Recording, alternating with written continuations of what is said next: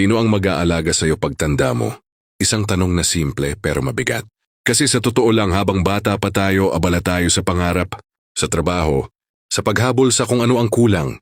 Pero bihira nating isipin kung sino ang maiiwan sa tabi natin kapag mahina na tayo. Akala natin sapat na ang magmahal, sapat na ang magsakripisyo. Pero hindi lahat ng binibigyan mo ng oras at pagmamahal mananatili hanggang dulo. May mga anak na lalaki o babae na lalayo, may mga kaibigan na unti-unting mawawala.